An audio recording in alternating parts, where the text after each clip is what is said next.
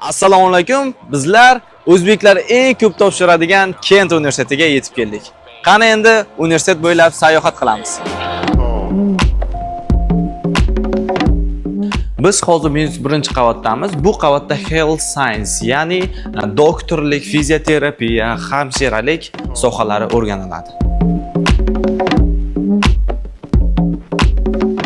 Bu universitetda menga eng yoqqan jihati shundaki, har bitta darslar amaliyotda ko'rib chiqiladi.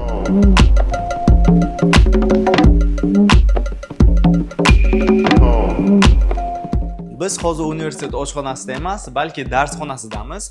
Bu yerda oshpazlik bo'yicha dars beriladi va studentlar har xil taomlar ustida amaliyot o'tkazishadi.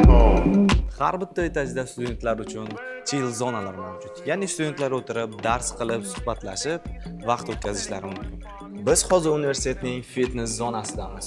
Studentlar bo'sh vaqtlarida bu yoqqa kelib, hamma fitness jihozlaridan foydalanishlari mumkin. Universitetda muntazam biznesmenlar bilan, yulduzlar bilan suhbatlar olib boriladi. Hamma suhbatlar aynan mana shu joyda bo'lib o'tadi.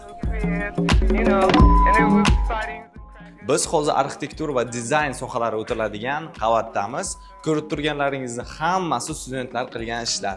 Biz Yevrolik jamoasi bilan 10 kun davomida Istanbul shahrida bo'ldik. Sababi biz Istanbuldagi universitetlar bilan shartnomalar qilib, o'zi ishlashni boshladik. Konsultatsiya berayotganimizda o'zimizda ham ozroq shubha bo'lganligi sababli universitetlarni kelib, o'z ko'zimiz bilan ko'rib, dars jarayonlarini, o'qituvchilarni, xonalarini, sharoitlarini ko'rib ketdik. Endi bemalol sizlarga to'g'ri va ishonchli ma'lumotni bera olamiz. Bugungi Kent universiteti bo'ylab sayohatimiz ham o'z nihoyasiga yetdi. Agarda siz ham Istanbuldagi universitetlar talabasi bo'lmoqchi bo'lsangiz, bizga murojaat qiling.